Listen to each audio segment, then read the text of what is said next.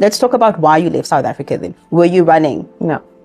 You were going to go start a new business. As I said, we wanted to expand into the US, our business, and also Peet was going to practice as a lawyer. I've explained that in detail. So how did that go? It went well. Peet did very well, and he was about to become a lawyer in the United States. Okay, so why did you get arrested? So what happened with the arrest is that the Publix matter happened because my card started declining quite a few times actually, and I didn't know what the problem was. But I left it there. I didn't think anything of it. The card started declining, and then what happened was I would tell Peet, listen, go and pack the stuff in the car in the meantime, and I will sort out the payment. So I would ask the clerk for a slip, and he would give me the slip, and I would go pay cash at a different teller. But they didn't see that part. So when the police spoke to me, they said to me, but my card declined, so my money is up.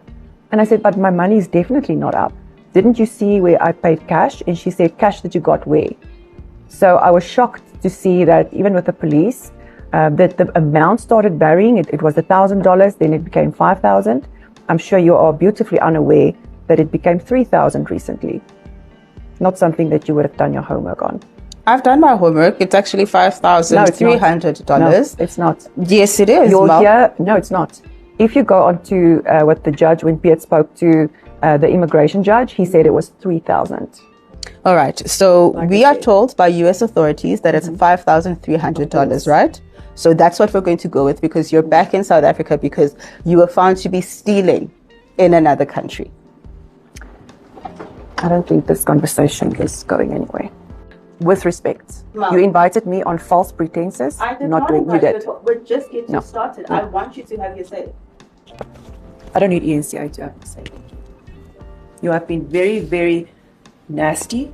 You haven't given me the opportunity, and Mel, we're literally just getting started. No, I want you to have your say. I'm not bullying you. I would really like you to have your say. You've been a terrible person to me.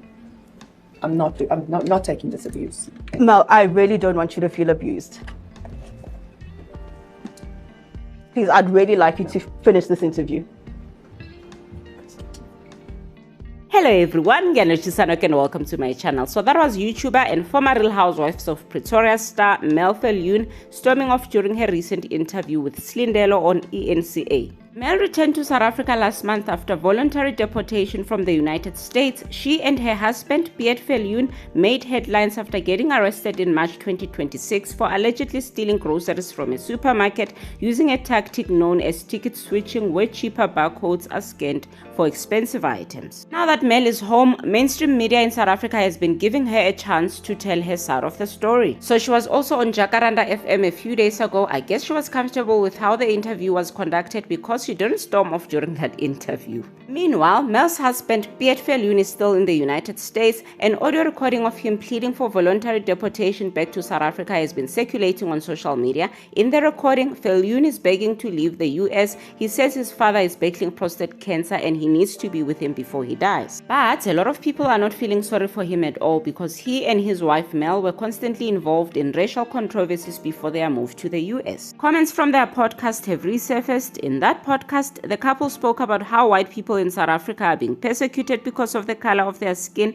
and explained why they wanted to leave the country for the US. For you, did you feel urgency to leave South Africa now? So scary for me in South Africa that I couldn't wait to leave. Like, this is not going to end. And with the BEE laws and all the anti-white laws that's kicking in South Africa, it gives black people in South Africa the feeling that they have more power and that they can do what they want. They can just kill who they want. They can just take what they want. We now have a law that last time it was promulgated, it was done by Hitler himself, where they say that they're going to take your land without any compensation.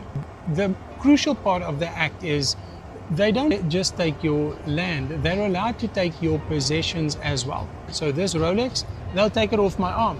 And the guy interpreting the law is the person that you would have to fight. They would be bearing arms. So what these people did when they got into power was that they started distributing land and just literally stealing it. Sure. And we love what's happening in America. You can see that Trump's cleaning up. I think that it will be a better place. I think Americans are not used to, or they don't know how well they have it. All Americans have it well. You have it so well. You can sleep at night.